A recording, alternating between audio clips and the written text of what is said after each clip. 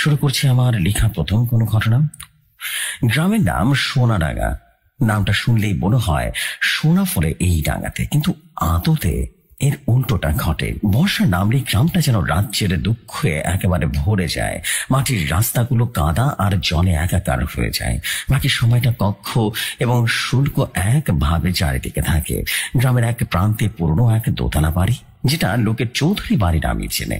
একটা সময় নাকি জমিদার ছিলেন বাড়ির কর্তারা, কিন্তু সেসব তো অনেক আগের যুগের কথা। এখন এই বাড়ির মালিকানা নিয়ে জ্ঞাতিদের মধ্যে মামলা মোকদ্দমাও চলতে চলতে বাড়িটা নিজে নিজে ধ্বংসস্তূপে পরিণত হয়েছে।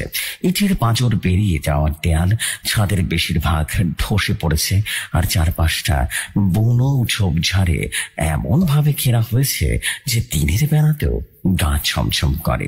এই গ্রামের এক সাধারণ যুবক, তার নাম সুমন। বয়স 25 কিংবা 26 হবে। মা বাবা মরা অনাথ ছেলেটা ছোট থেকেই মামা বাড়িতে মানুষ রয়েছে। মামা মামি যে খুব ভালো একজন মানুষ তেমনটা নয়, তারাও যে খুব ভালো করে দেখতে পারতো এমনটাও নয়। তবুও আশ্রিতে জীবন যেমন হয়, মুখ বুঝে সহ্য করে দিন কাটাতে হয়, ঠিক তেমনই কাটাতো। সুমন কাজ করতো পাশের গঞ্জের এক কাপড়ের দোকানে। সকাল থেকে রাত পর্যন্ত হাড় ভাঙা খাটুনির পর যা জুটত তার বেশিরভাগই মামার হাতে তুলে দিতে হতো। নিজের জন্য থাকতো সামান্যই। সেদিনটা ছিল জ্যৈষ্ঠের শেষ দিক। আকাশে বেগ আর রোদের ডুকুচুরিতে খেলা চলছিল, এবং গঞ্জের দোকান বন্ধ করে ফিরতে সুমনের বেশ রাত হয়ে গেল। মা বাড়ির ফেরার কাঁচা রাস্তাটা সোনাডাঙ্গা গ্রামের কবরস্থানের পাশ দিয়ে গেছে। এই রাস্তাটা সুমন একা ফিরতে বেশ ভয় পায়। শুধু সুমন কেন, গ্রামের অনেকেই সন্ধ্যার পর মুখে হতে চায় না। কবরস্থান নিয়ে নানা রকম ভৌতিক গল্প প্রচলিত আছে গ্রামে। কেউ বলে রাতের বেলা নাকি ওখানে কানার আওয়াজ শোনা যায়, আবার কেউ বলে যে সাদা কাপড় পরা এক ছায়া মূর্তি নাকি ঘুরে বেড়াতে দেখা যায়। সুমন এসবে বিশ্বাস করে না, আবার পুরোপুরি উড়িয়েও দিতে পারে না। মনের মধ্যে একটা অজানা ভয় কাজ করে। রাত তখন প্রায় 10টা। চারিদিকে নিস্তব্ধতা বিরাজ করছিল। ঝিঝি পোকার ডাক একটানা ডাক ছাড়া আর কোনো শব্দ নেই, শুধু জোরে জোরে পা চালাচ্ছিল। কবরস্থানের কাছাকাছি আসতেই ওর বুকের ভেতরটা যেন দৌড় দৌড় করে উঠল। হঠাৎ করেই যেন চারপাশে ঝিঝি পোকার ডাক থেমে গেল। একটা অদ্ভুত দম বন্ধ করার নীরবতা নেমে এলো। সুমনের মনে হলো কেউ যেন ওর পেছনে নিঃশব্দে হেঁটে আসছে। ঘাড় ঘুরিয়ে দেখার কোনো সাহস হলো না। সে প্রায় দৌড়াতে শুরু করলো। কবরস্থানের ঠিক মাঝখানে আসতেই ঘটলো একটা অদ্ভুত ঘটনা। বাঁদিকের ঝোপের ভেতর থেকে হঠাৎ করে একটা লোক বেরিয়ে এসে ওর পথটা আটকে দাঁড়ালো। লোকটার চেহারা অন্ধকারে ঠিকঠাক মতো বোঝা যাচ্ছে না, কিন্তু তার লম্বা হাড়গিলের শরীরটা চাঁদের আবছা আলোয় একটা অশুভ ছায়ার মতো লাগছিল। পরনে তার ময়লা ছেঁড়া একটা ফতুয়া আর লুঙ্গি, মাথার চুলগুলো জট পাকানো, মুখ ভর্তি খোঁচা খোঁচা দাড়ি। সুমন ভয় জমে গিয়েছিল। ঢোক গিরে কাঁপা কাঁপা গলায় বলল, কে কে আপনি? কি চান? লোকটা কোনো জবাব দিল না, শুধু ফ্যাল ফ্যাল করে তাকিয়ে রইল সুমনের দিকে। তার চোখ দুটো অন্ধকারে চঞ্চল করছিল, যেন কোনো বুনো জানোয়ারের চোখ। লোকটার ডান হাতে ধরা ছিল একটা চিকন লম্বা কিছু একটা, যা চাঁদের আলোয় চকচক করে উঠল। সুমন পিছিয়ে যাওয়ার চেষ্টা করতেই লোকটা এক লাফে ওর সামনে এসে দাঁড়ালো। সে কণ্ঠে বলে উঠল, পালাবি? কোথায় পালাবি? লোকটার গলার স্বর কেমন যেন অস্বাভাবিক ভাঙা এবং অদ্ভুত ধরনের কর্কশ। ভয় সুমনের গলা শুকিয়ে কাঠ হয়ে গেল। সে মরিয়া হয়ে লোকটাকে ধাক্কা দিয়ে দৌড়াতে লাগলো, কিন্তু লোকটার শরীরে যে অসুরের শক্তি, সে এক ঝটকায় সুমনকে ধরে ফেললো। ছাড়ুন, আমাকে ছাড়ুন বলছি, এই বলে সে চিৎকার দিল সুমন, কিন্তু তার চিৎকার শোনার মতো আশেপাশে কেউই ছিল না। লোকটা তার জট পাকানো চুল নেড়ে একটা বিভৎস হাসি হাসলো। তারপর তার হাত থেকে ধরা সে জিনিসটা সুমনের দিকে এগিয়ে আনলো, আর সুমন স্পষ্ট দেখতে পেল ওটা একটা পুরনো মরচে পড়া সুই। সুইটার মাথায় কালো সুতো জড়ানো। এই নে, এই নে, লোকটা ফিসফিস করে বলল, তোর জন্য এনেছি, এটা তোর দরকার। সুমন রীতিমতো ভয় চিৎকার করে মাথা নাড়তে লাগলো। না না, আমার কিছু লাগবে না, আমাকে যেতে দিন, যেতে দিন। কিন্তু লোকটা তো সোনার মতো কোনো পাত্র নয়। সে সুমনের বাঁ হাতটা শক্ত করে চেপে ধরলো। সুমন ছটফট করতে লাগলো, নিজেকে ছাড়ানোর জন্য সর্বশক্তি দিয়ে চেষ্টা করলো, কিন্তু পারলো না। লোকটা তার আরেক হাত দিয়ে সুমনের বুক চেপে ধরলো যাতে করে চিৎকার না করতে পারে। তারপর সে ভয়ঙ্কর মুহূর্তে লোকটা তার হাতের মরচে পড়া সুইটা সজোরে ফুটিয়ে দিল সুমনের বাহুতে। একটা তীব্র তীক্ষ্ণ যন্ত্রণা সুমনের সারা শরীর ছুটিয়ে পড়লো। মনে হলো শুধু চামড়া নয়, সুইটা যেন তার মাংস ভেদ করে একেবারে হাড় পর্যন্ত পৌঁছে গেছে। যন্ত্রণায় তার চোখ ফেটে রীতিমতো জল বেরিয়ে এলো এবং শেষবারের মতো একবার ঝটকায় মারার চেষ্টা করলো, কিন্তু তার শরীরটা ধীরে ধীরে অবশ হয়ে আসছিল। চোখের সামনে সবকিছুই যেন ঝাপসা হতে লাগলো। জ্ঞান হারানোর আগে সুমন শুধু দেখলো লোকটাকে বিভৎসভাবে হাসছে আর তার কানের কাছে এসে ফিসফিস করে বলছে, এবার তুই আমার হয়ে যাবি। এরপর আর কিছুই মনে নেই সুমনের। যখন জ্ঞান ফিরল তখন ভোরের আলো ফুটেছে। সে দেখলো সে কবরস্থানের পাশে একটা ঝোপের মধ্যে পড়ে আছে। সারা শরীর ধুলো মাখা, জামা কাপড় ছেঁড়া। বাম বাহুতে যেখানে সুইটা ফোটানো হয়েছিল সেখানে একটা গভীর ক্ষত চিহ্ন, যেখানে ফুলে উঠেছে আর অসম্ভব যন্ত্রণা করছে। ধীরে ধীরে উঠে বসলো সুমন। রাতের ঘটনাটা মনে পড়তেই তার সারা শরীর ভয় কেঁপে উঠল। এটা কি স্বপ্ন ছিল নাকি সত্যি ছিল? বাহুর দগদগে ঘাটা প্রমাণ দিচ্ছিল এইটা কোনো স্বপ্ন নয়। এটা কে ছিল? কে ছিল ওই লোকটা? কেনই বা সে এমনটা করলো? এসব ভাবতে ভাবতে কোনো মতে টলতে টলতে বাড়ির দিকে রওনা দিল সুমন। তার মাথা ভারী হয়ে উঠল। শরীরটা চলছিল না। মনে হচ্ছিল তার নিজের শরীরটা তার নিজের ভেতরে নেই। অন্য কোনো শক্তি যেন তার শরীরে প্রবেশ করেছে। সে বুঝতে পারছিল গত রাতের ওই ঘটনা শুধু একটা নিছক সাধারণ আক্রমণ ছিল না, এর ভেতরে লুকিয়ে আছে আরো গভীর ভয়ঙ্কর রহস্য। তার জীবনটা আগের মতো আর থাকবে না, সে যেন স্পষ্ট বুঝতে পারছিল। একটা অভিশাপ যেন তার ঘাড়ে চেপে বসেছে, যার হাত থেকে মুক্তির কোনো উপায় তার এই মুহূর্তে জানা নেই। বাড়ি ফিরতে ফিরতে সকাল হয়ে গেল। ভোরের আলোয় সোনাডাঙ্গা গ্রামকে অন্যরকম লাগছিল, শান্ত আর স্নিগ্ধ। কিন্তু সুমনের ভেতরে অজানা জগৎটা যেন তখন তোলপাড়। শরীরটা যেন নিজের নয়, একটা ভারী বোঝা হয়ে চলেছে সে। মামা বাড়ির দরজায় কড়া নাড়তে মামি দরজাটা খুলে দিলেন। সুমনের বিধ্বস্ত চেহারা, ছেঁড়া জামা কাপড় আর বাহুর ক্ষত দেখে তার কপালে বিরক্তির ভাঁজ পড়ল। কিরে, এই তো ফেরার সময় হলো, সারা রাত কোথায় ছিলি? আবার মারামারি করে এসেছিস নাকি? হ্যাঁ? মামির গলাটা কেমন যেন একটু কর্কশের মতো লাগছিল। সুমন কোনো উত্তর দেওয়ার মতো অবস্থায় ছিল না। মাথা নিচু করে ঘরে ঢুকে গেল। মামা দাওয়ায় বসে হুক্কো টানছিলেন। তিনি একবার আর চোখে তাকিয়ে মুখ ঘুরে নিলেন। এই বাড়িতে তার বা সুমনের যে কতটা অপ্রয়োজনীয় সেটা সেই প্রতি মুহূর্তে তাকে মনে করে দেওয়া হয়। নিজের ছোট্ট ঘরটাতে ঢুকে দরজা বন্ধ করে দিল সুমন। ঘর বলতে একটা ছোট্ট চালা, যার এক পাশে রান্নাঘর আর অন্য পাশে এই ছোট্ট খুপড়ি। এই ভাঙা চৌকিতে আর জামা কাপড় রাখার একটা টিনের বাক্স, এই তার সম্বল। চৌকিতে শরীরটা এড়িয়ে দিতেই তীব্র যন্ত্রণায় কোঁকে উঠল সে। বাহুর ক্ষতটা তপ করে উঠল। ভালো করে দেখতে গিয়ে তার বুকের ভেতরটা আবারও কেঁপে উঠল। ক্ষতর চারপাশে চামড়া কেমন যেন কালো হয়ে উঠেছে। মনে হচ্ছে শুধু বাইরের আঘাত নয়, ভেতর থেকেও কিছু একটা মাংসকে খুবলে খুবলে খাচ্ছে। সারাদিন সে ঘর থেকে বের হলো না। জ্বর আর যন্ত্রণায় শরীরটা অসাড় হয়েছিল।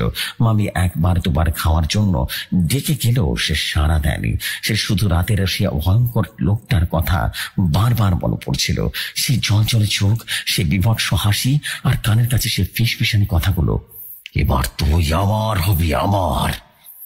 কথাগুলো যেন এখনো তার ভেতরে প্রতিধ্বনিত হচ্ছে। কে এই লোক? কি চায় সে? আর সুইটার মধ্যে কি ছিল? 2 দিন চলে যায় এবং 2 দিন জ্বরের ঘোরে প্রায় বেহুশ হয়ে পড়েছিল সুমন। এর মধ্যে বাবা মামি কেউ একবার উকিও দিয়ে দেখেনি। 3য় দিন সকালে জ্বরটা একটু কম মনে হলো। শরীরটা দুর্বল, কিন্তু যন্ত্রণাটা আগের চেয়েও সহনীয়। ক্ষতস্থানটা এখন আর ফুলে উঠেছে, তবে কালচে ভাবটা যেন আরো ছড়িয়ে পড়েছে। সুমন বুঝতে পারছিল এইভাবে পড়ে থাকলে চলবে না, এর একটা বিহিত করতে হবে। কিন্তু কার কাছে যাবে সে? পুলিশকে বললে কি বিশ্বাস করবে? তার হয়তো মারামারির মামলা বলে তাকে হাজতে পড়ে দেবে। হঠাৎ তার গ্রামের বৃদ্ধ হেকিমের কথা মনে পড়ে গেল। সেই হেকিমের আসল নাম হাশেম আলী, কিন্তু গ্রামের সবাই তাকে হেকিম চাচা বলেই ডাকতো। শুধু গাছটা দিয়ে চিকিৎসা নয়, লোকে বলতো তার নাকি জিন ভূত ছাড়ানোর ক্ষমতাও আছে। যদিও সুমন এসবে কোনোদিন বিশ্বাস করেনি, কিন্তু এখন খড়কুটো ধরে বাঁচার মতো অবস্থা তো তার, এছাড়া তার কিছুই করার নেই। বিকেলের দিকে সুমন দুর্বল শরীরটাকে টেনে হিঁচড়ে হেকিম চাচার বাড়ির দিকে রওনা দিল। চাচার বাড়িটা গ্রামের একদম শেষ মাথায়, একটা বড় পুকুরের ধারে, ছোট্ট একটা মাটির ঘর, চারপাশে নানা রকমের ওষুধের গাছের ছোপ। সুমন যখন পৌঁছালো, চাচা তখন উঠোনে বসে একটা পাথরের বাটিতে কি যেন গুঁড়া করছিলেন, এবং সুমনের চেহারা দেখে তিনি চমকে উঠলেন। কিরে বাবা সুমন, তোর এই হাল কি করেছে? মুখটা যে একেবারে কাগজের মতো সাদা হয়ে গেছে। হ্যাঁ, চাচার গলার স্বর কেমন যেন লাগছিল। সুমন আর নিজেকে সামলাতে পারল না, চাচার পায়ের কাছে এসে বসে সমস্ত ঘটনা খুলে বলল। কবরস্থানে সেই রাতের ঘটনা, অদ্ভুত লোকটা, মরচে পড়া সেই সুই, আর তারপর তার শারীরিক এবং মানসিক এই ভয়াবহ অবস্থার সবকিছু শুনে হেকিম চাচা কপালে গভীর চিন্তার ভাঁজ পড়ল। তিনি হুক্কাটা ধরিয়ে কয়েকটা লম্বা টান দিলেন, তারপর গভীর গলায় বললেন,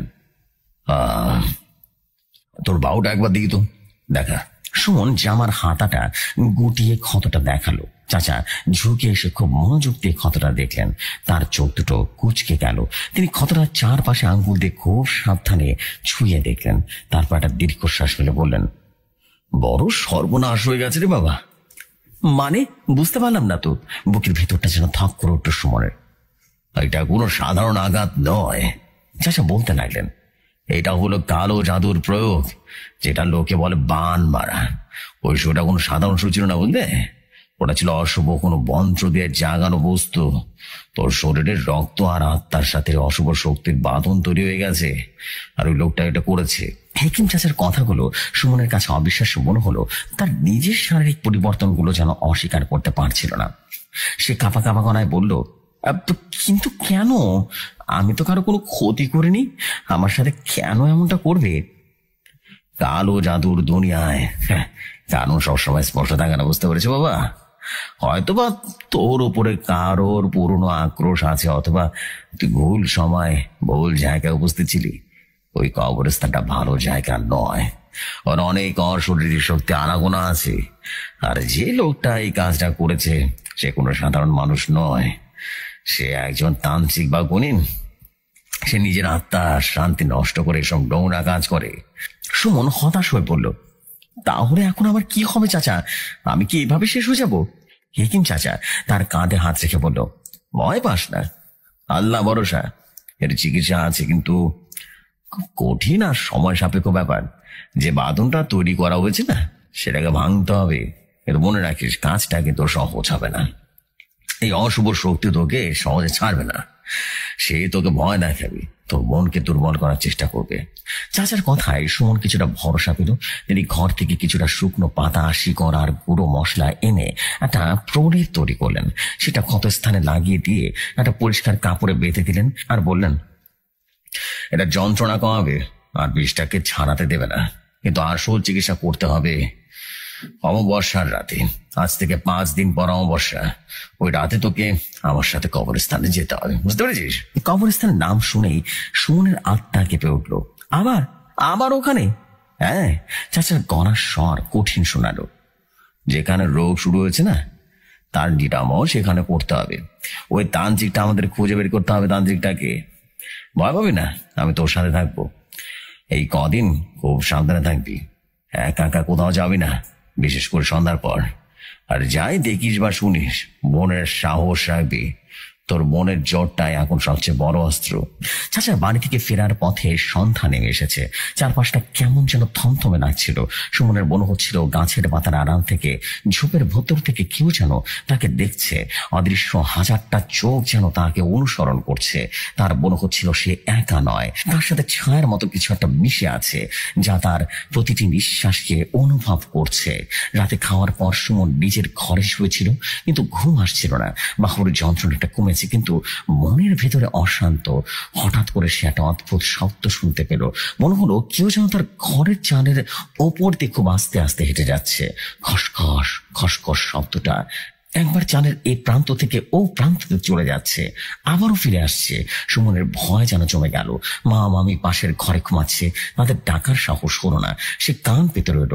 শব্দটা থেমে গেল। কিছুক্ষণ সব চুপচাপ। সুমন ভাবলো হয়তো বা কোনো বিড়াল বা অন্য কিছু হবে, কিন্তু পরক্ষণে তার জানালার বাইরে থেকে একটা ফিসফিসানের আওয়াজ ভেসে এলো।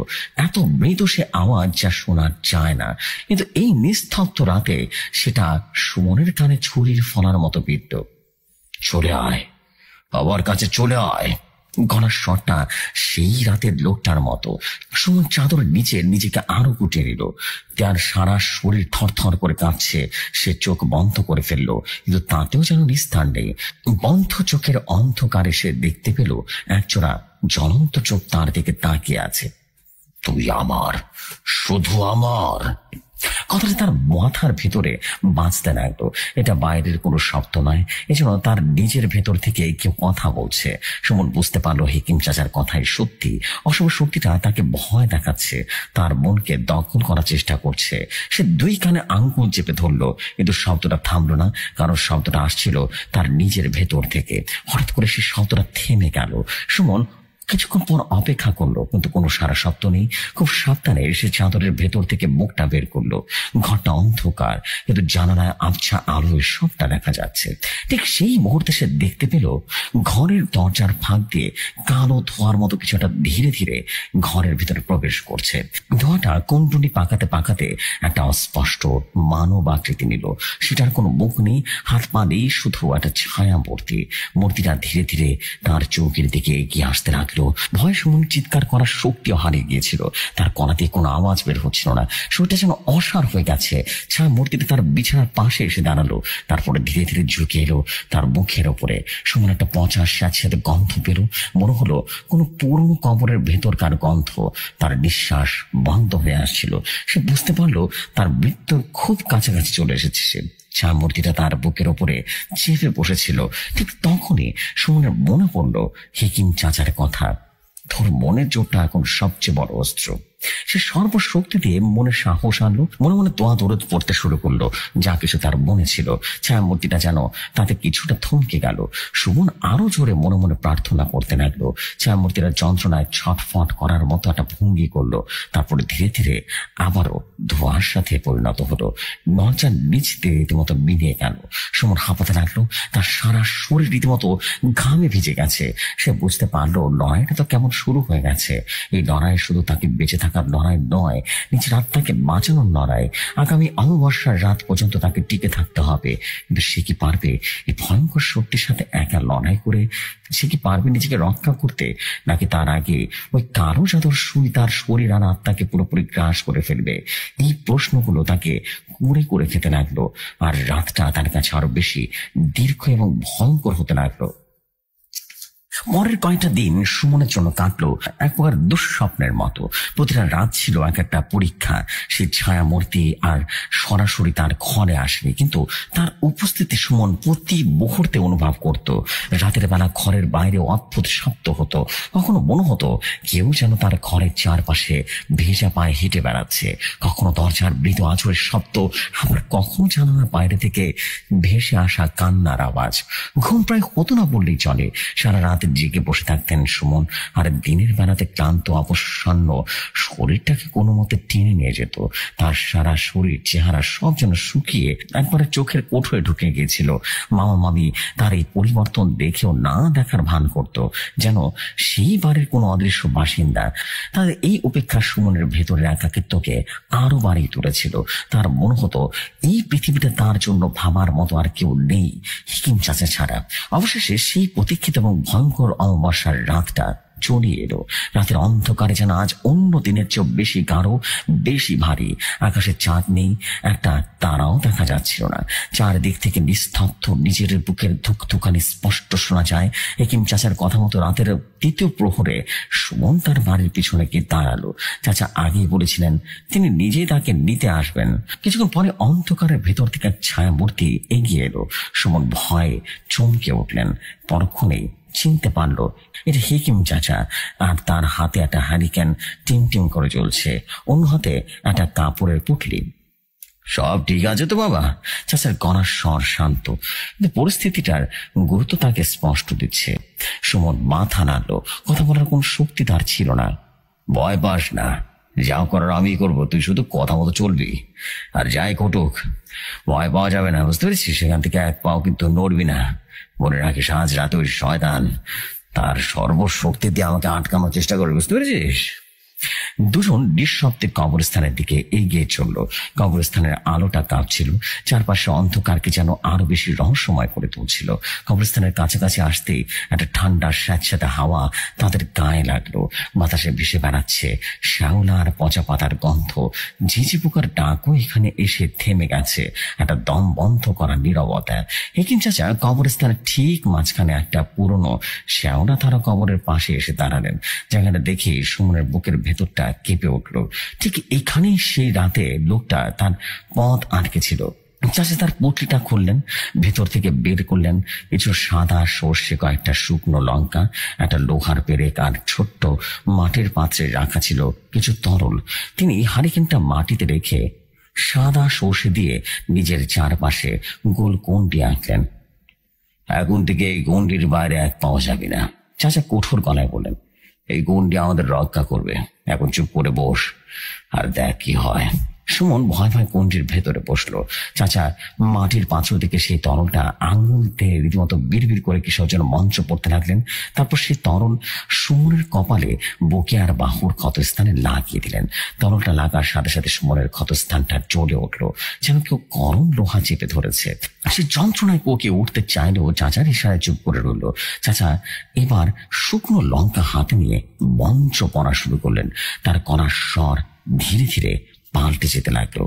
শান্ত সৌম্য মানুষটার গলা মুহূর্তে ভারী আর কেমন যেন ভয়ঙ্কর শোনাচ্ছিল। চারপাশের বাতাসটা ভারী হয়ে এলো। হঠাৎ করে কবরস্থানের অন্য প্রান্ত থেকে অট্টহাসির শব্দ ভেসে এলো। সেই শব্দটা সুমনের খুব চেনা। সেই রাতের সেই ভয়ঙ্কর হাসি। হাসিটা তাদের দিকে এগিয়ে আসতে লাগলো। অন্ধকারের ভেতর থেকে সে ছায়া মূর্তি বেরিয়ে এলো। হ্যাঁ, সেই লোকটা।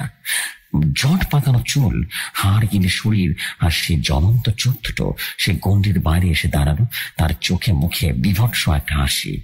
হেকিম, বড় শয়তান, আবার শিকার নিয়ে টানাটানি কেন করছিস? তোর বড় সাহস, অনেক বড় সাহস রে। লোকটার কণ্ঠস্বর খুবই কর্কশ, যেন ভাঙা কাচের ভেতর দিয়ে কথা বলছে। বিভৎস কণ্ঠ। হেকিম চাচা শান্তভাবে বললেন, ফিরে যা। ইবলিসের পূজারি ফিরে যায়। নিষ্পাপ ছেলেটার জীবন নষ্ট করার অধিকার তোকে কে দিয়েছে রে বল? অধিকার? তান্ত্রিক আবারও হেসে উঠলেন আর বললেন, এই দুনিয়ার শক্তি হলো অধিকার। আমি ওর রক্ত চেয়েছিলাম, ওর আত্মা চেয়েছিলাম আমার সাধনার জন্য, আর ওকে আমি আমার করে নিয়েছি। ওর শরীরের ভেতরে আমার পাঠানো বিষ কাজ করছে। ওকে তুই বাঁচাতে পারবি না রে, পারবি না। এই বলে তান্ত্রিক তার হাত দুটোর উপরে তুললো। সাথে সাথে কবরস্থানের ভেতর থেকে গোয়ানির মতো আওয়াজ ভেসে আসতে লাগলো। মনে হলো মাটির নিচের কবরগুলো যেন মৃত আত্মারা জেগে উঠেছে। চারপাশের ঝোপঝাড় জোরে জোরে দুলতে লাগলো। যদিও বাতাসে কোনো হাওয়া ছিল না, সুমনের মনে হলো গণ্ডির চারপাশ দিয়ে অদৃশ্য কারা যেন হেঁটে বেড়াচ্ছে, ফিস ফিস করে কথা বলছে। হেকিম চাচার বিচলিত হলেন না। তিনি তার মন্ত্র পড়া চালিয়ে যেতে লাগলেন। তার কড়ার স্বর আরো বেশি তীব্র হলো। তিনি হাতের শুকনো লঙ্কাগুলো একে একে সামনে রাখা আগুনের দিকে ছুঁড়ে মারতে লাগলেন। লঙ্কা পড়ার তীব্র ঝাঁঝালো কণ্ঠে চারপাশ ভরে গেল। তান্ত্রিক যন্ত্রণায় চিৎকার করে উঠল আর বলল, বন্ধ কর বুড়ো, বন্ধ কর। কিন্তু চাচা থামলেন না। তিনি এবার লোহার পেরেকটা হাতে তুলে নিলেন। পেরেকটা সুমনের ক্ষত স্থানের উপর দিয়ে তিনি সেটা মঞ্চ পড়তে লাগলেন, যা সুমনের কানে এসেছিল, কিন্তু তার অর্থ বুঝতে পারছিল না। সুমনের মনে হলো তার বাহুর ভেতর থেকে কিছু একটা পেরেকটাকে আকর্ষিত করছে। একটা তীব্র টান অনুভব করলো, তার শরীরটা ধনুকের মতো বেঁকে যেতে লাগলো। মনে হলো তার ভেতর থেকে একটা আত্মাটাকে কেউ যেন টেনে টেনে বের করে নিতে চাইছে। শক্ত করে ধরে রাখ নিজেকে সুমন, মন দুর্বল করিস না। হেকিম চাচা চিৎকার করে উঠলেন একেবারে। সুমন দাঁতে দাঁত চেপে পড়ে রইল। তার চোখের সামনে ভেসে উঠল সেই ছোটবেলার স্মৃতি, তার মৃত বাবা মায়ের মুখ। একটা তীব্র বাঁচার ইচ্ছা তাকে শক্তি জোগালো। হঠাৎ করে তান্ত্রিকটা এক ঝটকায় তার ফতুয়ার ভেতর থেকে চকচকে জিনিসটা বার করলো, এবং সেটা আরেকটা সুই, কিন্তু সেটা আগের বারের চেয়ে অনেক অনেক বড় আর অনেকটা কালো। সে চিৎকার করে বলল, যদিও আমার না হয় তাহলে কারো হবে না। এই বলে সে সুইটা সুমনের দিকে ছুঁড়ে মারলো। সুইটা বাতাসের ভেতর থেকে শন শন করে গুমটির দিকে এগিয়ে গেল এবং ভয়ে ভয়ে বন্ধ করে ফেললো। কিন্তু সুইটা গুমটির স্পর্শ করার সাথে সাথে একটা নীল আলোর ঝলকানিতে ছিটকে মাটিতে পড়ে গেল। গন্ডিটা তাকে আটকে দিয়েছে। এই সুযোগটা নিলেন হেকিম চাচা। তিনি তার হাতের পেরেকটা সর্বশক্তি দিয়ে মাটিতে পুঁতে দিলেন। পেরেকটা মাটিতে গেঁথে দেওয়ার সাথে সাথে সুমন তীব্র চিৎকার করে উঠল। তার মনে হলো তার বাহুর ভেতর থেকে গরম কিছু তরল বেরিয়ে আসছে। সে দেখলো তার ক্ষতস্থান থেকে গল গল করে কালো রক্ত বেরিয়ে আসছে। সেই রক্তের রং স্বাভাবিক লাল নয়, হালকাচার মতো কালো। আর ওদিকে তান্ত্রিকটা একটা আকাশ ফাটানো চিৎকার করে মাটিতে লুটিয়ে পড়লো। তার শরীরটা ধোয়ার মতো বিনিয়ে যেতে লাগলো। বিনিয়ে যাওয়ার আগে সে তার জ্বলন্ত চোখ দুটো সুমনের দিকে তাকালো, এবং তারপর একে তীব্র ঘৃণার প্রতিশোধের আগুন ফুটে উঠলো তার চোখে। ফিসফিস করে বলল, আমি আবারও ফিরে আসবো। আমার কোনো শেষ নেই। আমি তোর জন্য আবারও ফিরে আসবো, তোকে শেষ করেই ছাড়বো। তারপর সব শান্ত হয়ে গেল। বাতাস আবারও স্বাভাবিক হয়ে গেল। কবরস্থানের সেই ভয়ঙ্কর পরিবেশটা আর নেই। হেকিম চাচাও হাঁপাচ্ছিলেন।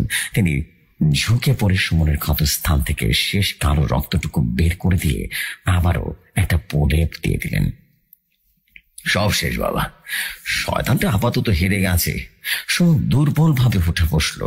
তার শরীর হালকা লাগছিল, যেন অনেক অনেক বড় একটা বোঝা নেমে গেছে। সে কৃতজ্ঞ চোখে হেকিম চাচার দিকে তাকালো। আমি আপনার এই ঋণ কোনোদিন পরিশোধ করতে পারবো না চাচা। চাচা মৃদু হেসে বললেন, মানুষ মানুষের জন্য এটা বাবা। বাড়ি যা, কয়েকদিন বিশ্রাম নিলে সব ঠিক হয়ে যাবে ইনশাল্লাহ। সুমন বাড়ি ফিরে এলো। জীবনটা আবারও আগের মতোই স্বাভাবিক হতে শুরু করলো। সে আবারও গঞ্জের দোকানে গিয়ে কাজে যোগ দিল। মামা মামির আচরণের কোনো পরিবর্তন এলো না, কিন্তু তাতে সুমনের কিছুই যায় আসে না। সে যে নতুন জীবনকে দেখতে শিখেছে, এটাই তার জন্য সবচেয়ে আনন্দের।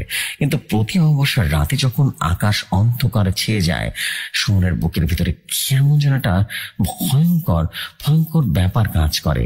সে অনুভব করে দূর থেকে তাকে কে যেন দেখছে, বারবার দেখছে। আর সে তান্ত্রিকের কথাগুলো বারবার মনে পড়ে যায়। আমি আবারও আসবো, আমার কোনো শেষ নেই, আমার কোনো শেষ নেই। জেফরি ভাই, এটাই ছিল ঘটনা। যদি ঘটনাটি ভালো লাগে তাহলে আপনি আপনার মতো করে শোনাবেন। এভাবে আরো কিছু ঘটনা আমার কাছে আছে। এটা তো জিনে ধরা বা ব্ল্যাক ম্যাজিশিয়ানের একটা স্টোরি। যদি ভালো লাগে এই ঘটনার মতনই আরেকটা ঘটনা আছে, সেই ঘটনাটা আমি লিখে পাঠাবো ভাইয়া। যদি ভালো লাগে পড়ে শোনাবেন আপনার সুমধুর কণ্ঠে। আমি অনিশ দাস বলছিলাম।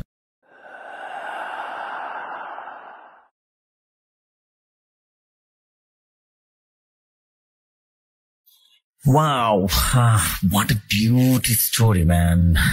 জোস। এই ঘটনাটা অনেক জোস ছিল, অনেক বেশি রিলায়েবল একটা স্টোরি ছিল। জোস, অনেক ভালো লাগছে ভাই। আপনাকে অসংখ্য ধন্যবাদ এই ঘটনার জন্য। আপনাদের সবার কাছে স্টোরি ভালো লেগেছে, ভালো না লাগার কোনো প্রশ্নই আসে না। Wow, beautiful story, beautiful. Seriously man, it is amazing, amazing. ভাবতেই অবাক লাগতেছে, স্টোরিটা ভালো ছিল অনেক। অ্যান্ড এই মানে কি বলবো, মানে গ্রাম বাংলার ভূতের গল্পের মতো একটা ঘটনাটা সুন্দর ছিল, অসম্ভব সুন্দর ছিল। আপনাকে অসংখ্য ধন্যবাদ এই স্টোরির জন্য। আপনার পরবর্তী ঘটনার অপেক্ষায় থাকলাম। অ্যান্ড ডেফিনেটলি আপনার পরবর্তী ঘটনা আশা করি অনেক সুন্দর হবে। সো অনিশ দাস ভাই, আপনাকে অসংখ্য ধন্যবাদ। আমি চলে যাচ্ছি আমাদের পরবর্তী স্টোরিতে। আছে কিন্তু খুব ক্রিপি কিছু স্টোরি আছে। এখন কিন্তু আমরা একটা দারুণ স্টোরি শুনবো, আশা করছি আপনার ভালো লাগবে। চলুন শুরু করি নেক্সট স্টোরি।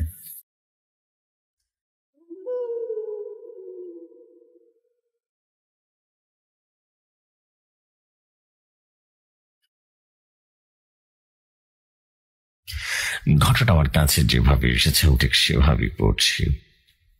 নমস্কার জেফরি ভাই, আমি কলকাতা থেকে কৌশিক ব্যানার্জি বলছি। আজ আবারও কয়েকটা সপ্তাহ পর ফিরে আসলাম নতুন আরেকটি স্টোরি নিয়ে। আশা করি ঘটনাটি আপনার কাছে ভালো লাগবে। এই ঘটনাটি মূলত আমার সাথে ঘটেছিল। নিশ্চয়ই জানেন আমি পেশায় একজন প্যারানরমাল ইনভেস্টিগেটর হওয়ার শর্তে অনেক ঘটনার সম্মুখীন হয়েছিলাম। বলেছিলাম আমি আমার জীবনের একটা নতুন অভিজ্ঞতা শেয়ার করবো, এবং অভিজ্ঞতা শেয়ার করার পরেই আমি জানাবো যে কিভাবে আমি প্যারানরমাল ইনভেস্টিগেটর হয়েছিলাম। দেরি না করে শুরু করি আমার প্রথম কোনো ঘটনা, যেটা আমার নিজের সাথে ঘটেছে। রাতের কলকাতা আলো আধারে ভিন্ন একটা রূপ নেয়। পার্ক সার্কাসের গোল চত্বর বিকেলের জনশীর্ণতা শেষ হওয়ার পর এক অদ্ভুত নিস্তব্ধতায় যেন ডুবে যায়।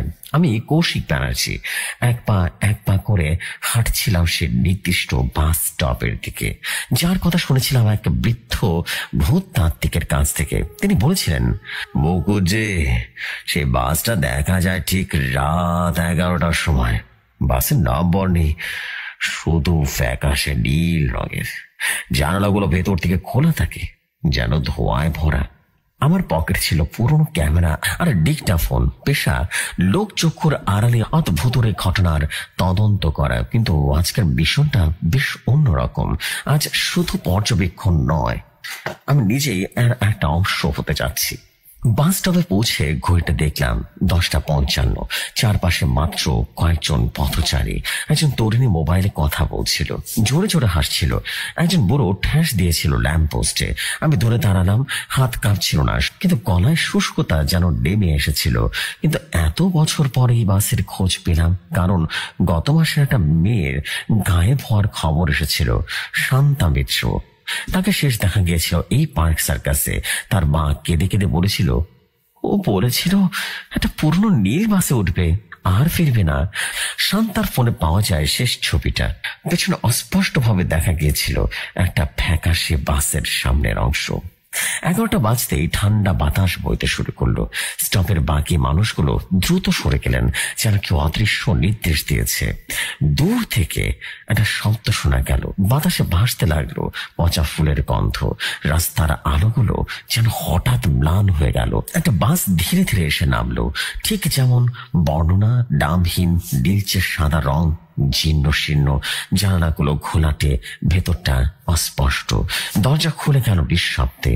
ভেতরে কোনো আলো নেই, গাঢ় অন্ধকার। ড্রাইভারটা সিটে কেউ নেই, একদম শূন্য।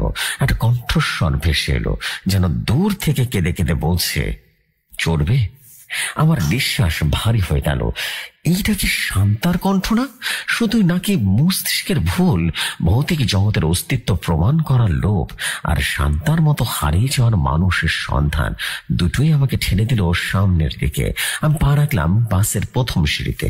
ঠান্ডা লোহা স্পর্শ করতেই শরীরটা কাঁপুনি দিয়ে উঠল। দরজা বন্ধ হয়ে গেল, বাসটা নড়ে উঠল। ভেতরটা অন্ধকার আর ঠান্ডায় ভরা। পচা কাঠ, পুরনো কাপড় আর মাটির গন্ধ। দুটা সিটের আউটলাইন দেখা যাচ্ছিল। আমি পেছনের দিকে হাঁটতে লাগলাম এবং পা ফেলতে মেঝেতে শব্দ হচ্ছিল, যেন কাঠ পচে গুঁড়ো হয়ে যাচ্ছে।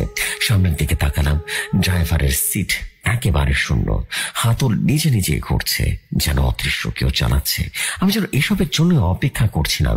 একটা ভৌতিক বাসে আমি বসে পড়লাম। কিছুক্ষণ পর এক পাশের সিটে চোখ পড়ল। একজন বৃদ্ধা বসে আছেন, তার পরনের শাড়ি, মাথায় সিথি, কিন্তু মুখ খুব অস্বাভাবিক রকমের ফ্যাকাশে। চোখ দুটো শূন্য, কোনো জীবন যেন নেই সে চোখে। তিনি আমার দিকে তাকালেন না, শুধু নিচু গলায় বললেন, এখান থেকে ফেরত যাওয়ার কোনো পথ নেই বাবা। আমি জিজ্ঞেস করলাম, কণ্ঠস্বরটা কর্কশ হয়ে গেছিল, আপনি কে? এটা কোন জায়গা? তিনি মাথা নাড়লেন আর বললেন, কি আর বলবো, একদিন ওই বাসে চড়েছিলাম বাচ্চাটার হাত ধরে। সে এখনো আমার কোলে আছে, কিন্তু আমি তাকে ছুঁইতে পারি না। শুধু শূন্যতা। তার কোলে সত্যি কিছু ছিল না, শুধু দুই হাত ভাঁজ করে রাখার একটা অদ্ভুত ভঙ্গি। আমি পেছনের সিটে বসলাম। জানালা দিয়ে বাইরে তাকাতেই শিউরে উঠলাম। কলকাতার কোনো রাস্তা নেই, আছে ধূসর মাঠ, আকাশ, চাঁদ, তারা নেই, শুধু ঘন কালো কুয়াশাচ্ছন্ন একটা অন্ধকার। মাঝে মাঝে দূর থেকে ভেসে আসছিল আর্তনাদ, যেন ভীষণ যন্ত্রণাদায়ক বিভৎস এক আর্তনাদ। বাতাসে সেই পচা ফুলের গন্ধ আরো বেশি তীব্র হলো। হঠাৎ বাস থেমে গেল, দরজা খুলে গেল, বাইরে শুধু ধূসর ধোঁয়া। দরজায় দাঁড়ালাম, ভেতর থেকে কেউ ধাক্কা দিল। আমি পড়ে গেলাম বাইরের শক্ত মাটিতে। পেছন ফিরে দেখলাম বাসের দরজা বন্ধ হয়ে গেছে। ভিতরে সে বৃদ্ধ জানালা দিয়ে তাকিয়ে আছেন, তার চোখে অসীম বিষাদ। বাস গায়েব হয়ে গেল ধোঁয়ায়। চারদিকে শূন্য। ঠান্ডা হাওয়া কাপড় ভেদ করে হাড় পর্যন্ত কাঁপিয়ে দিচ্ছিল। আমি হাঁটতে শুরু করলাম। মাটিটা নরম, কাদার মতো, কিন্তু কোনো চিহ্ন পড়ছিল না। দূর থেকে সে আর্তনাদ কানে আসছিল। এক জায়গায় পৌঁছে থমকে দাঁড়ালাম। একটা বিশাল গর্ত, তার ভেতর অসংখ্য মানুষ, মুখ ভর্তি ভয়, চোখে হতাশা, নিঃশব্দে হাঁটছেন। যেন কোনো গন্তব্য নেই, শুধু হাঁটতে থাকতে হবে অবিরাম ভাবে। তাদের কেউ কেউ চিৎকার করতে চাইছিলেন, কিন্তু কোনো শব্দ হচ্ছিল না, শুধু নিঃশব্দে মুখ খুলছিল, যেন এটাই জীবন্ত সমাধি। আমি গর্তের কিনারে দাঁড়িয়ে ভাবছিলাম, শান্তা কি এদিনে একজন? হঠাৎ করে পেছন থেকে ঠান্ডাটা হাত আমাকে স্পর্শ করলো। ঘুরে তাকাতেই দেখলাম একজন যুবক, চোখ দুটো যেন কালো গহ্বরে ঢাকা, গালে জমাট বাঁধা রক্ত, যেন কোনো শব্দ না করে আমার গর্তের দিকে ধাক্কা দিল। আমি পড়ে যাচ্ছিলাম, ভয়ে চোখ বন্ধ করলাম। চোখ খুললাম, হঠাৎ তীব্র আলো, পরিচিত ফ্যানের শব্দ, বিছানার নরম স্পর্শ। আমি যেন শুয়ে আছি আমার ফ্ল্যাটের বিছানায়। সকালের রোদ এসে পড়ল জানালা দিয়ে, মাথাটা টন টন করছে, গায়ে যেন ঘাম ঝরছে। স্বপ্ন? নিজেকে জিজ্ঞেস করলাম, কিন্তু গলার স্বর কর্কশ, যেন অনেকক্ষণ চিৎকার করেছে। বিছানা থেকে উঠে বাথরুমে গেলাম। আয়নার সামনে দাঁড়াতেই হতভম্ব হয়ে গেলাম। আমার শার্টের বোতামটা তো ছিঁড়ে গেছে, কাঁধে কালশিটে দাগ, আর পায়ের তলায় আটকে আছে ধূসর কাদার মতো ধুলো। স্বপ্নে ধুলো আসে না। ফোনটা হাতে নিলাম, বার্তা মিস কলের তালিকা, সব গতকালের। কিন্তু আমার মনে আছে আমি গিয়েছিলাম পার্ক সার্কাসে রাত ঠিক 11টায়। হঠাৎ করে ফোনটা বেজে উঠলো, অজানা একটা নাম্বার। হ্যালো? অপর প্রান্ত থেকে কর্কশ কণ্ঠে বলল, কৌশিকদা, আমি বাবলু, পার্ক সার্কাসের সেই চাওয়ালা। কাল রাতের কথা মনে আছে? আপনি বসেছিলেন আর তো ফিরলেন না। আমি দেখলাম বাসটা তো গায়েব হয়ে গেল। আমি পুলিশে খবর দিতে যাচ্ছিলাম, কিন্তু কি বাবলু? আমি জিজ্ঞেস করলাম। হৃদস্পন্দন যেন দ্রুত হয়ে উঠেছিল। কিন্তু সকালে দেখি আপনি নিজের বাড়ির সামনে রাস্তায় অজ্ঞান হয়ে পড়েছিলেন। কে এনেছে আপনাকে? আমি নিজে চোখে দেখেছি। কাল রাতে 11টায় আপনি বাসে চললেন, আর সকাল 7টায় রাস্তায় এসে পড়লেন। কিভাবে হলো ভাই? কিছু তো বুঝলাম না দাদা। ওই বাস তো গায়েব হয়ে গেছিল। ফোনটা হাত থেকে পড়ে গেল। বাবলুর কথাই সত্যি। আমি ওই বাসে চড়েছিলাম, ভৌতিক জগতে গিয়েছিলাম ওই বাসে করে। আটকে যাওয়ার কথা ছিল চিরকালের জন্য, কিন্তু আমি তো ফিরে এসেছি। কিন্তু কেন, কিভাবে, আর কে বা আমাকে দিয়ে গেল? সে বৃদ্ধের কথা আমার বারবার মনে পড়ছিল। এখানে ফিরে যাওয়ার কোনো পথ নেই বাবা, তাহলে আমি ফিরলাম কি করে? তো যাই হোক, আমার কাজের ডেস্কে চলে গেলাম। ওই ভূতাত্ত্বিক গুরুজির ঠিকানা খুঁজতে লাগলাম। তিনি একবার বলেছিলেন প্রাচীন কিছু মন্ত্র আছে যা ভাঙতে পারে এমন ভয়াবহ অভিশাপ। শান্তাকে উদ্ধার করতে হবে, ওই বাসের অভিশাপ ভাঙতেই হবে। কিন্তু তার আগে জানতে হবে কেন আমি ফিরে এসেছি অভিশপ্ত বাস থেকে। আমার কাঁধে এখনো সেই ঠান্ডা স্পর্শের অনুভূতি জমে আছে। গর্তের ধারে সে নিঃশব্দ যুবকের মুখ যেন ভেসে উঠেছে। সে কি আমাকে বের ফেলতে চেয়েছিল, নাকি অন্য কিছু বলতে চেয়েছিল? কম্পিউটার অন করলাম, সার্চ বারে টাইপ করলাম কলকাতা নিখোঁজ নীলবাস ভূত, এবং হাজারো ফলাফল পেলাম। কিন্তু একটার দিকে রীতিমতো চোখ আটকে গেল। 7 বছর আগে একটা সংবাদ, রহস্যজনকভাবে নিখোঁজ তরুণী। শেষ দেখা হয়েছিল পার্ক সার্কাস বাস স্টপে। সাক্ষীরা বলেছিল একটা পুরনো নীল বাসে চড়েছেন। ছবিটা দেখে রক্ত হিম হয়ে গেল। ওই তরুণী, তার মুখ সেই বৃদ্ধার মুখের সঙ্গে আশ্চর্য রকমের মিল। আমি পেছনের দিকে হেলান দিলাম। জানালার বাইরে কলকাতার রাস্তা স্বাভাবিকভাবেই সচল, কিন্তু আমার ভেতরে এখন শুধু একটাই প্রশ্ন, পরে রাত 11টায় কি আবারও স্পার্ক সার্কাসের সেই অভিশপ্ত বাস স্ট্যান্ডে যাব? তো যাই হোক, বাবলুর ফোন কলের পর ঘরটা হঠাৎ করে কেমন যেন সংকুচিত হয়ে গেল। জানালা বাইরে অস্বাভাবিক কলকাতার রিক্সার হর্ন, পথে ঘাটে মানুষের গুঞ্জন, সবই এখন অদ্ভুত অসার মনে হচ্ছিল। আমার নিজের শ্বাসের শব্দ আমার নিজের কানে বাজছিল। কম্পিউটার স্ক্রিনে ওই 7 বছর পুরনো খবরের ছবিটা আটকে ছিল। তরুণী রূপা দেবী, চোখে সে একই শূন্যতা যা পার্ক সার্কাসের বাসে দেখা বৃদ্ধার চোখে ছিল। রূপা শান্তার দিদি না, শান্তার মায়ের মুখে শোনার নাম তো রূপা নয়। ফোনটা আবারও বেজে উঠল। এবার নাম্বারটা চেনা, গুরুজির নাম্বার। কৌশিক, গলার স্বর কর্কশ কিন্তু রূঢ়। কাল রাতের কথা শুনেছি, তুমি বেঁচে ফিরেছ, কিন্তু এটা তো অসম্ভব। গুরুজি, কি হয়েছে সেখানে? আমি তো গেছিলাম সেই অভিশপ্ত বাসের মাধ্যমে। কথা নয়, তিনি কেটে দিলেন কলটা। এক্ষুনি এসো, দক্ষিণেশ্বর পুরনো কালী মন্দিরের পাশের বাড়ি। কারোর সাথে কিছুই বলবে না, কেমন? বিশেষ করে পুলিশের সাথে তো অবশ্যই না। এই বলে কলটা কেটে গেল। দক্ষিণেশ্বর গুরুজির আশ্রমটা এক সময়কার জমিদার বাড়ি ছিল। প্রবেশদ্বারে পচে যাওয়া ফুলের মালা আর ছায়ের গন্ধ রয়েছে। ভেতরে অন্ধকার, শুধু এক কোণে জ্বলছে একটা প্রদীপ। গুরুজি বিশ্বনাথ চক্রবর্তী একটা ভাঙা সোফায় বসে আছেন, চোখে গভীর উদ্বেগ। বসো, তিনি ইশারা করলেন। আমি বসতেই তিনি সরাসরি বললেন, যে জগতে গিয়েছিলে সেটা ছায়াপথ, মৃত নয় বরং আটকে পড়া তাদের জগৎটা। সময় সেখানে স্থির থাকে, যে যায় সে চিরকালের জন্য আটকে যায় বললাম, কিন্তু তুমি ফিরে এলে এই প্রথমবার। আমি জিজ্ঞেস করলাম, কিন্তু কেন? গলাটা যেন শুকনো। গুরুজি এক গ্লাস পানি এগিয়ে দিলেন। দুটি কারণ হতে পারে, হয় তোমার কর্মফল ভিন্ন, নয়তো ওই জগতের কেউ তোমাকে ফেরত পাঠিয়েছে ইচ্ছাকৃতভাবে। পার্ক সার্কাসের বাস স্টপে বৃদ্ধার কথাগুলো আবারও মনে পড়ল। এখানে ফেরত যাওয়ার কোনো পথ নেই বাবা। আর গর্তের ধারে সেই যুবক, সে আমাকে ধাক্কা দিয়েছিল। সে কি আমাকে মারতে চেয়েছিল নাকি আমাকে ফেরত পাঠিয়েছিল আমার নিজের জগতে? আমি বললাম, আমি ওই যুবকটাই দেখেছি, চোখে কালো গোবর, গায়ের রক্ত কেমন যেন অদ্ভুত ছিল সে দেখতে। গুরুজির মুখ শুকনো হয়ে গেল। বাসন্তী? ও নাম তো বাসন্তী মণ্ডল। 10 বছর আগে পার্ক সার্কাস থেকে নিখোঁজ হয়ে যায়। একটা বিশেষত্ব ছিল, ওর বা হাতের তর্জনীতে জন্ম থেকে একটা কাঁটা দাগ ছিল, কাস্তের মতো। ঠিক মনে পড়লো, ধাক্কা দেওয়ার সময় আমি ওর বা হাতটা দেখেছি, তর্জনীতে স্পষ্ট কাস্তের একটা আকৃতির দাগ ছিল। কিন্তু কেন সে আমাকে ফেরত পাঠালো? শুধু বাসন্তী নয়, গুরুজি একটা পুরনো ডায়েরি করলেন। প্রতি বছর একই দিনে 21শে অগ্রহায়ণ একজন একজন করে ফিরে আসে। ঠিক 13 দিন পর ফিরে আসা মানুষগুলো হাসপাতালে ভর্তি হয় মানসিক ভারসাম্য হারিয়ে, আর 13 দিনের মাথায় আবারও নিখোঁজ হয়ে যায়। কিন্তু এবার চিরতরে। ডায়ের পাতায় নামের তালিকা 2015 অরুণ ঘোষ, ফিরে আসা 13 দিন পর নিখোঁজ। 2016 প্রতিমা দাস, একই অবস্থা। 2023 শান্ত মিত্রা। শান্তা, সে ফিরে এসেছিল? গত মাসে শান্তা ফিরে এসেছিল, গুরুজি বললেন। ওকে স্যার এন রায় হাসপাতালে ভর্তি করা হয়, কিন্তু 13 দিন পূর্ণ হওয়ার আগেই উধাও হয়ে যায়। কোথায় গেল সে? গুরুজি জানালার দিকে তাকালেন। বাইরে অন্ধকার ছেয়ে এসেছে। বাস আবারও এসে নিয়ে যায়। ফেরত যাওয়ার মানুষদের পুনরুদ্ধার করে মাথা করছিল। শান্তা ফিরে এসেছিল, কিন্তু আবার তাকে নিয়ে গেছে সে অভিশপ্ত বাস। কিভাবে সম্ভব? আমি কাতর হয়ে বললাম, শান্তাকে উদ্ধার করতে হবে, ওই ছায়াপথের অভিশাপ ভাঙতে হবে। গুরুজি গভীর দীর্ঘশ্বাস ফেলে বললেন, একটা মন্ত্র আছে, অগর বীজ, কিন্তু এটা শুধু উচ্চারণ নয়, বিশ্বাস আর ত্যাগ চাই, বুঝতে পেরেছ?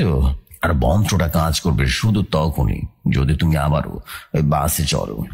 ওই অশরীরী জগতে গিয়ে উৎসের কাছে, সেখানে আটকে আছে সব আত্মা, সেখানে মন্ত্রটা বলতে হবে। কিন্তু সাবধান কৌশিক, তুমি যদি ব্যর্থ হও তাহলে শুধু তুমি চিরকাল আটকে যাবে না, তোমার জন্য অপেক্ষা করবে সেই 13 দিনের চক্র, বুঝতে পেরেছ? তিনি একটা পিঠ রঙের কাগজে মন্ত্র লিখে দিলেন, প্রাচীন সংস্কৃত বাক্য, অদ্ভুত এক বাক্য। আমি বললাম, মন্ত্রের অর্থ কি? তিনি বলেন, অঘোর ভয়ঙ্কর যিনি নন, কাল মৃত্যুঞ্জয় মৃত্যুঞ্জয় ঘোর ভয়াবহতার, অর্থাৎ ভয়াবহতার মাঝে ভয়ঙ্কর সত্যের আবাহন। গুরুজি ব্যাখ্যা করলেন, ছায়াপথের এক মন্ত্র উচ্চারণ করলে যে ব্যক্তি আত্মাদের বন্দী করে রেখেছে তার বন্ধন ক্ষণিকের জন্য শিথিল হয়ে যাবে।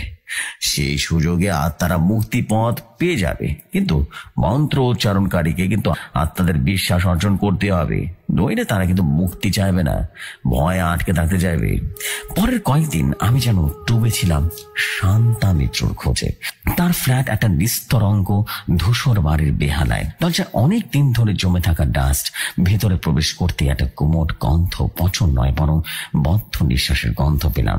শান্তার ঘরটা অদ্ভুত ভাবে অক্ষত। বইপত্র, পোস্টার, ল্যাপটপ সবই যেন রেখে দেওয়া হয়েছে হঠাৎ করে। বিছানার তলায় একটা ডায়েরি, শেষ এন্ট্রি 21 অগ্রহায়ণে। সেই ডায়েরিতে লেখা, আজ দিদিকে দেখলাম পার্ক সার্কাসের বাস স্টপে। সে বাসে উঠে আমাকে হাত নেড়ে বলল, এসো শান্তা, বাচ্চারা তোমার জন্য অপেক্ষা করছে।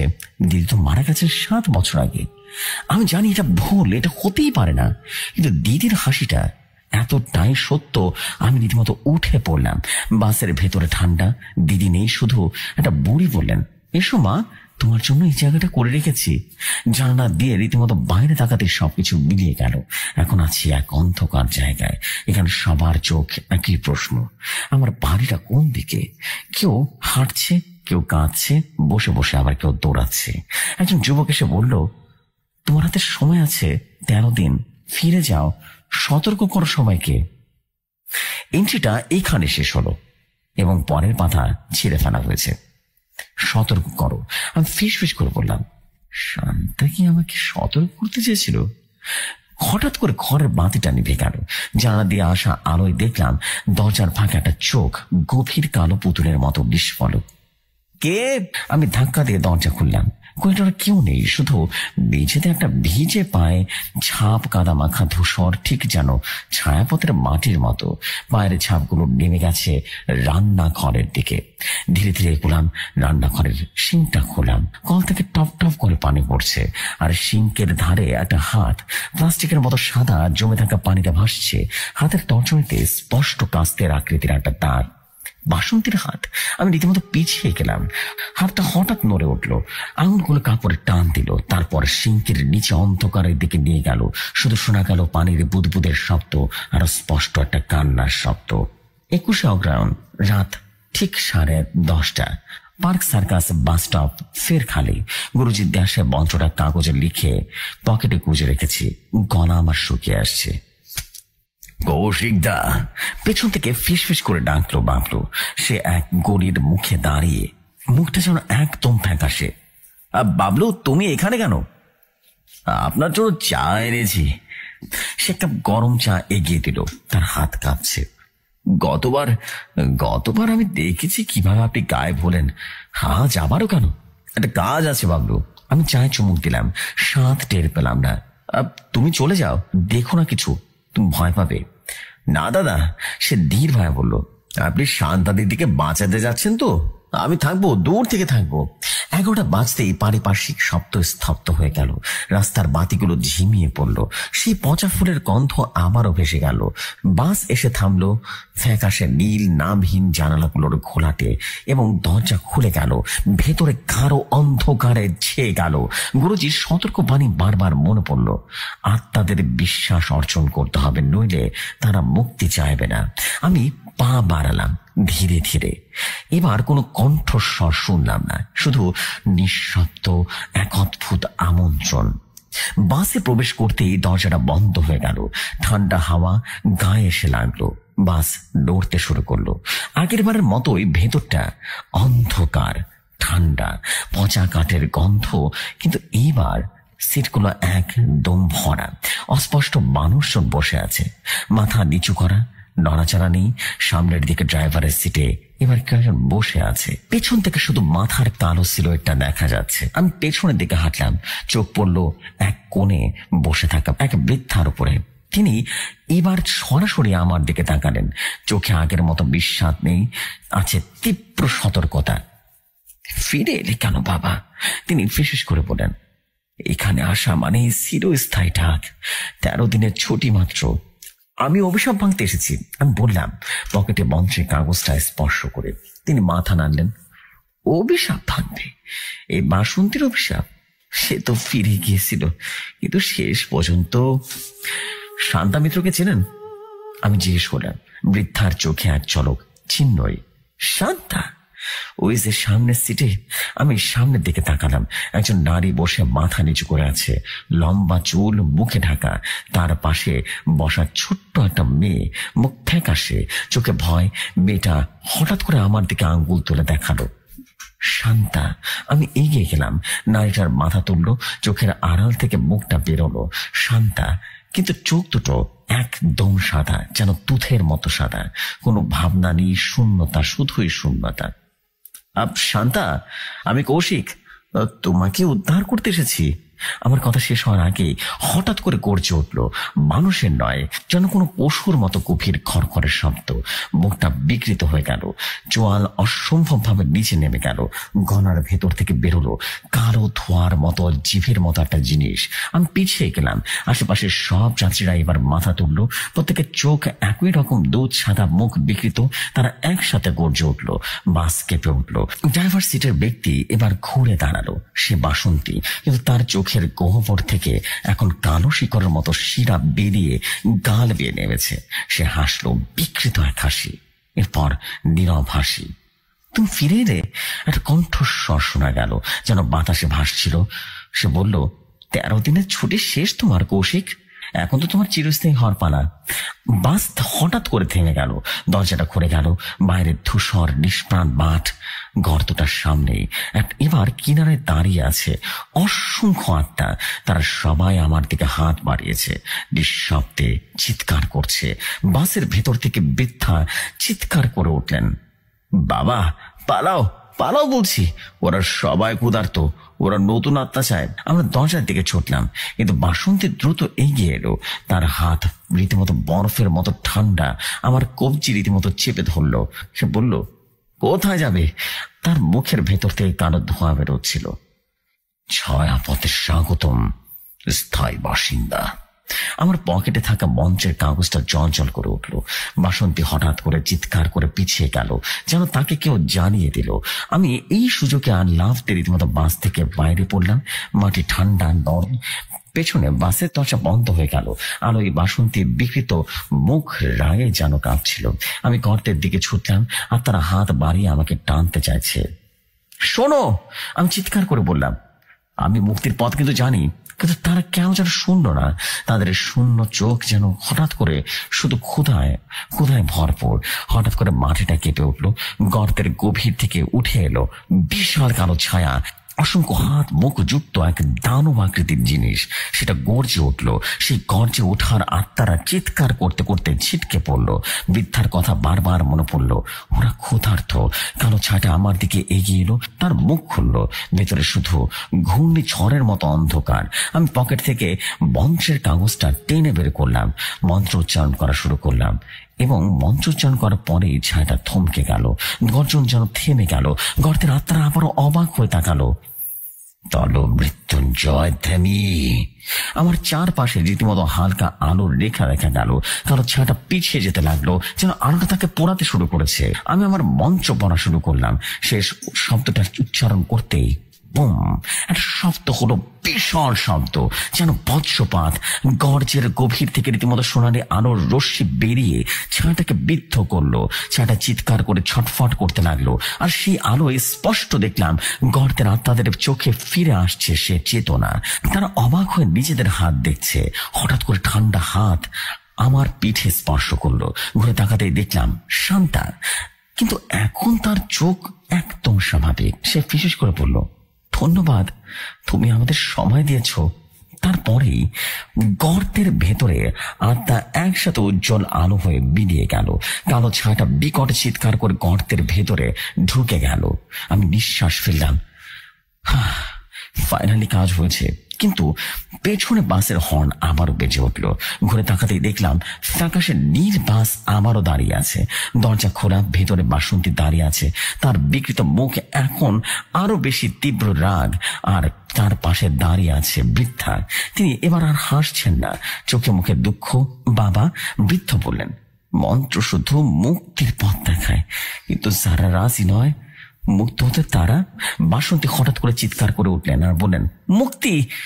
আমি এখানে শাসক, ছায়াপথ আমার রাজ্য, তুমি ধ্বংস করেছ আমার খাদ্য। সে বাসের দরজা থেকে লাফিয়ে নেমে এলো। মাটি ফেটে তার পা থেকে রীতিমতো কালো শিকড়ের মতো জিনিস বেরিয়ে ছড়িয়ে পড়তে লাগলো। আর সে বলল, তুমি এখানেই থাকবে। সে গর্জে উঠল আর বলল, চিরকাল অভিশাপ দিয়ে যাব। এই বাস এমন এক জগতে নিয়ে যায় সবাইকে যেখান থেকে আর কেউ ফিরে আসে না। তুমিও ফিরে আসবে না। আমি রীতিমতো পিছিয়ে গেলাম।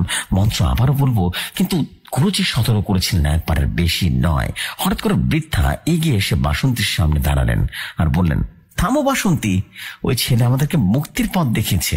বাসন্তী থেমে গেল, তার মুখে এক প্রকার বিভ্রাট। এই সুযোগে বৃদ্ধা আমার দিকে ফিরে বললেন, চলে যাও বাবা, এখনই চলে যাও। ফিরে যাওয়ার পথ শুধু একটাই, ওই বাসে চড়ে ছায়াপথের শেষ প্রান্তে যেতে হবে, যেখানে তুমি ঢুকেছিলে প্রথমবার। বাসন্তী রীতিমতো গর্জে উঠলেন আর বলল, না। কিন্তু বৃদ্ধা তার দিকে ছুটে গেলেন, তার দুই হাত জড়িয়ে ধরলেন আর বললেন, তোরাও বাবা, তোরাও। আমি দৌড়ে বাসে উঠে পড়লাম। দরজাটা বন্ধ হয়ে গেল। ড্রাইভারের সিট আবারও শূন্য। বাসে দ্রুত ছুটতে লাগলো ধূসর মাঠের উপর দিয়ে। পেছনে দেখলাম বৃদ্ধা আর বাসন্তী কালো শিকড়ে জড়াজড়িত হয়ে ধ্বংস হয়ে যাচ্ছে। বাসের জানালাতে দূরে দেখা গেল একটা উজ্জ্বল দরজার মতো আলো। সেটাই কি ফিরে যাওয়ার পথ ছিল? বাস ধেয়ে চলেছে ধূসর মরুভূমির উপর দিয়ে। পেছনে বাসন্তী আর বৃদ্ধার শেষ সংগ্রামের চিৎকার এখনো কানে বাজছে।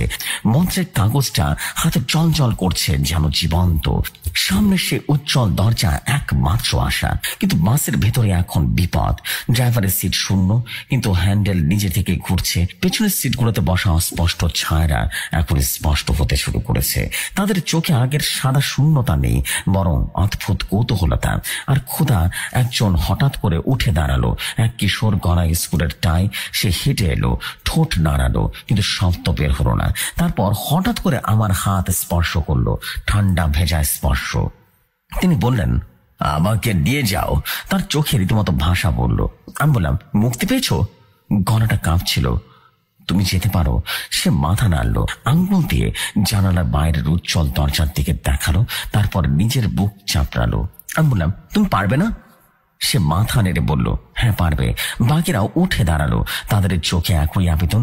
মন্ত্র তাদের মুক্তির পথ দেখিয়েছে, কিন্তু তারা সে আলোর দিকে যেতে পারছে না। তারা তো আত্মা, বন্দি আত্মা। তাদেরকে এই জগৎ থেকে যেভাবেই হোক আমাকে বাঁচাতেই হবে। একটাই মাত্র সুযোগ। এই সুযোগ যদি হাতছাড়া হয়ে যায়, তাহলে সবাই আজীবনের জন্য বন্দী হয়ে যাবে এই অভিশপ্ত জগতে। হঠাৎ করে বাসের মেঝে ফেটে গেল। ফাটল দিয়ে বেরিয়ে এলো কালো শিকড়ের মতো জিনিস, ঠিক বাসন্তীর মতো। শিকড়গুলো যেন দ্রুত বাড়তে লাগলো, সিটগুলো জড়ো হতে লাগলো। শিকড়গুলোকে একটা শিকড় পেঁচিয়ে ধরলো। সে নিঃশব্দে চিৎকার করলো, না। আমি মন্ত্রটা উচ্চারণ করলাম এবং শিকড়গুলো পিছিয়ে গেল, কিন্তু দূর হলো না। যেন মন্ত্রের শক্তি এখনো দুর্বল। একটা কর্কশ কণ্ঠ শোনা গেল, তুমি পারবে না। ড্রাইভারের সিটে কেউ বসেছে। শান্তা না, যার চুল তো ছোট, পোশাকটা পুরুষের। সে ঘুরলো, আরে এটা তো অরুণ ঘোষ, 2015 সালের নিখোঁজ হওয়া সেই যুবক। কিন্তু তার চোখ দুটো এখন বাসন্তীর মতো গভীর, আর কেমন যেন তার চোখ ছলছল করছে। অরুণ, তুমি? সে বলল, আমি এখন বাসন্তীর সৈন্য। সে বিক্রেতাটা হাসি এসে বলল,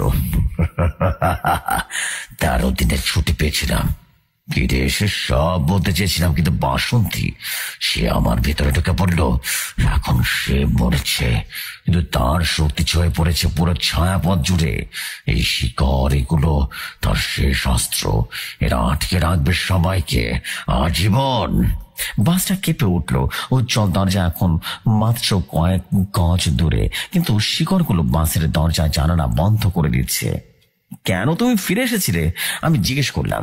পকেটে গুরুজির দেওয়া সেই ছোট্ট ধাতব ইন্দ্রনাথ অংশ খুঁজছিলাম। মা কাঁদত। অরুণের গলার স্বর হঠাৎ করে মানবীয় হয়ে উঠলো, আর করুণ কণ্ঠে বলল, 13 দিনে একবার বললাম মা, ওই বাসে চললে আটকে যেতে হয়, কিন্তু পরের দিনই বাসন্তী আমায় নিয়ে গেল। সে বলল, বিশ্বাসঘাতকদের স্থায়ী শাস্তি। এখন আমি নতুন পাহারাদার। তার কথা শেষ হবার আগে একটা শিকড় আমাদের দিকে আবারও ছুটে এলো এবং আমি মন্ত্র পড়তে শুরু করলাম, একটা তামার চাকতি খোদাই করা মন্ত্র দিয়ে। এবং আমি মন্ত্র উচ্চারণ করতেই সে ঝলকানি দিয়ে বেরিয়ে এলো, শিকড়টা পুড়ে ছাই করে দিল। অরুণ চিৎকার করে পিছিয়ে গেল। সে বলল, তুমি পারবে না, এই বাস কখনো থামবে না। ছায়াপথ একটা চক্র আকারে শুধু ঘুরতে থাকে। ক্যার করে উঠল এবং বাসের কাঁচ রীতিমতো ভেঙে টুকরো টুকরো হয়ে গেল। বাইরের উজ্জ্বল আলো ভেতরে ঢুকলো। শিকড়গুলো ধোঁয়া উঠতে উঠতে পিছিয়ে গেল। অরুণ আর অন্য ছায়ারা আলোর সংস্পর্শে এসে জল জল করতে লাগলো। দরজা। অরুণের গলায় ভয়, বন্ধ করো, আলো আমাদেরকে পুড়িয়ে মারবে। আমি বললাম, না। আমি এগিয়ে এলাম আলোর দিকে। এটাই মুক্তি, এটাই অগ্রসরের আলো। ভয়াবহতার মাঝে এক ভয়ঙ্কর সত্য। আমি বাসের ভাঙা কাঁচের সামনে গিয়ে দাঁড়ালাম এবং উজ্জ্বল দরজা এখনো হাত বাড়ালেই ছোঁয়া যাবে, কিন্তু দরজার ঠিক আগে সে কালো গর্ত, নিঃশব্দ ঘূর্ণি, সেখানে একটা টান আসছে। আমি নিজেকে প্রশ্ন করলাম, এটাই কি ফিরে যাওয়ার পথ? হঠাৎ করে পেছন থেকে ঠান্ডা হাত আমার গোড়ালি পর্যন্ত স্পর্শ করলো। ঘুরে তাকাতেই দেখলাম শান্তা, কিন্তু সে এখন বিকৃত নয়, একদম স্বাভাবিক। চোখে যেন একটা কৃতজ্ঞতা। ধরো, সে আমার দিকে হাত বাড়িয়ে দিল।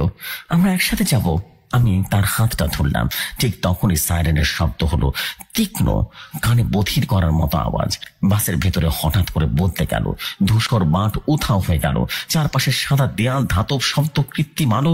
আমি দাঁড়িয়ে আছি একটা টানেলের মধ্যে। পাশে শান্তা আর ডাক্তার, নার্স, পুলিশ ইউনিফর্ম পরা। ডাক্তার, ওই যে উঠেছে। একজন নার্স চিৎকার করলো। আমি যেন হতভম্ব হয়ে গেলাম। এইটা কোথায়? শান্তা হঠাৎ করে উষ্ণ, জীবন্ত হয়ে উঠল। একজন ডাক্তার এগিয়ে এলেন। মিস্টার ব্যানার্জি, আপনি স্যার NN রায় হাসপাতালে আছেন। আপনি 13 দিনের জন্য কোমায় ছিলেন, বুঝতে পেরেছেন?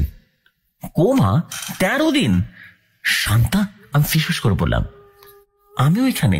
সে বলল, চোখে অশ্রু, আমাদের উদ্ধার করা হয়েছে।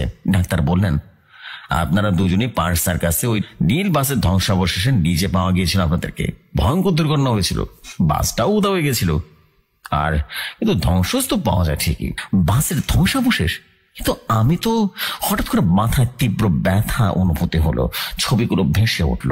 আসল নীল বাসটা খালি রাস্তায় দাঁড়িয়েছিল। ড্রাইভার ঘুমিয়ে আছে। বাসন্তী। হঠাৎ করে ভয়ঙ্কর বিস্ফোরণ। আমি আর বাসন্তী বাসের পেছনে দাঁড়িয়ে ধাক্কায় ছিটকে পড়ছি। তারপর সবকিছু অন্ধকার। এই স্মৃতিগুলো যেন আমার মনে পড়লো, বারবার মনে পড়ছিল। বুঝতে পারছিলাম ভয়ঙ্কর কিছু ঘটেছিল সেই সময়। না, আমি মাথা ধরে বললাম, ওটা স্বপ্ন নয়, ছায়াপথ, বৃদ্ধা বাসন্তী, মন্ত্র। ডাক্তার উদ্বিগ্ন হয়ে বলেন, ট্রমা থেকে এমন বিভ্রম হয়। আপনার মাথা আঘাত থেকে সেটা বুঝতে পেরেছেন, আঘাত পেয়েছিলেন আপনি। কিন্তু আমার পকেটে কি? হাত ঢুকালেই পেলাম গুরুজির দেয়া সে পিত রঙের কাগজ, তাতে মন্ত্র দেয়া আর তামার ইয়ান্ত্রণা। এগুলো কি করে এলো? কিভাবে সম্ভব? শান্তা আমার হাত চেপে ধরল আর বলল, সত্যি কৌশিকদা, ওটা স্বপ্ন ছিল না। ওরা বিশ্বাস করবে না, কারণ ওরা তো আর দেখেনি যা আমরা দেখেছি, কিন্তু আমরা তো জানি। পরের কয়েকদিন হাসপাতালে কাটলো। পুলিশ জিজ্ঞাসাবাদ করলো। বলল ওই বাসটা নিখোঁজ ছিল 10 বছর এবং ড্রাইভার বাসন্তী মণ্ডল, সে মাদকাসক্ত ছিল। বিস্ফোরণেই সে মারা গেছে। এবং তিনি আরো বলেন, আপনারা শুধুমাত্র দুজনে বেঁচে গেছেন অলৌকিকভাবে, বুঝতে পেরেছেন? কিন্তু বাবলু, সে তো দেখেছে আমি বাসে চড়েছি। বাবলু হাসপাতালে দেখা করতে এলো। তার মুখটা শুকনো। কৌশিকদা, সেদিন আপনি বাসে চললেন আমি দেখেছি, কিন্তু সে চোখ নামালো। পুলিশ বলল, আমার ফুল দেখার জন্য বাসটা আসলে উল্টো দিকে গলিতে বিস্ফোরিত হয়েছিল। তুমি কি বিশ্বাস করো আমি মিথ্যা বলছি? হ্যাঁ? বাবলু সরাসরি আমার চোখে তাকালো। না দাদা, আমি জানি আপনি শান্তাদিকে বাজারে গিয়েছিলেন এবং সফল হয়েছেন। ফিরে আসার পরের রাত আমি আমার ফ্ল্যাট গুরুজির দেয়া সে ডায়েরিটা খুলেছি। শেষ পাতা লেখা, ছায়াপথ কোনো ভৌতিক জগৎ নয়, বরং ট্রমার জাল। যারা গভীর মানসিক আঘাতে আটকে যায়, তাদের মস্তিষ্ক তৈরি করে সমান্তরাল বাস্তবতা। মন্ত্র শুধু নিজের ভয়টাকে জয়ের শক্তি মাত্র। হঠাৎ করে ফোন বাজলো অজানা নাম্বার থেকে। হ্যালো। কিছুক্ষণ নিঃশব্দ, তারপরে কর্কশখানায় বলল, তুমি কি ভেবেছ মুক্তি পেয়ে গেছ? 13 দিন, শুধু 13 দিন, তারপর ফিরে আসবো। নতুন বাসে নতুন ছায়াপথে। লাইনটা কেটে গেল। জানালার বাইরে দূর রাস্তায় একটা ফ্যাকাশে নীল বাসের হেডলাইট চললো আর নিভে গেল। আমি জানালা বন্ধ করলাম, মন্ত্রের কাগজটা টেবিলে রেখে দিলাম। শেষ হয়নি, ভয় কখনো শেষ হয় না, শুধু পরে অপেক্ষা করে পরের 13 দিনের জন্য। সো জেফরি ভাই, এটাই ছিল আমার ঘটনা। জানি ঘটনাটি আপনাদের কাছে অদ্ভুত লাগতে পারে, কিন্তু সত্যি কথা বলছি, ঘটনাটি যার সাথে ঘটে সেই আসলে বুঝতে পারে যে এটা হ্যালুসিনেশন ছিল নাকি রিয়েল স্টোরি ছিল। আমি জানি না ঘটনাটা কতটুকু আমি আপনাকে বিশ্বাস করাতে পারবো, কিন্তু আমি তো জানি এটা আমার সাথে হয়েছিল। অনেকেই এই ঘটনার পর আমাকে বলেছিল আমি নাকি পাগল হয়ে গেছি, আমার পাগলের ডাক্তার দেখানো দরকার। এমনকি অনেকে আমাকে বলেছে যে আমি এগুলো পুরোটাই, এই যে অভিশপ্ত বাস, এই অভিশপ্ত বিষয়গুলো, এই যে ওখানে যে আমার সাথে একটা বিশাল বড় ঘটনা ঘটেছিল, সেই বিষয়গুলো নাকি সম্পূর্ণ আমার মানসিক ভাবে বিভ্রান্ত হওয়ার কারণে আমি হ্যালুসিনেশন করেছি।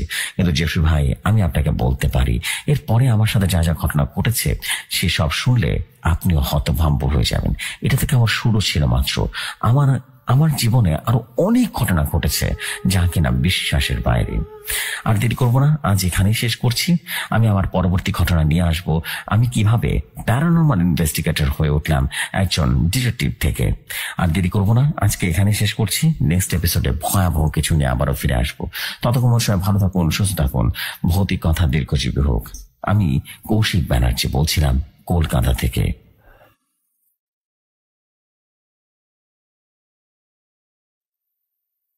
অনেক অনেক ধন্যবাদ। Oh my god, what a story! Thank you very much প্রিয় ভাই, আপনার এই চমৎকার স্টোরির জন্য।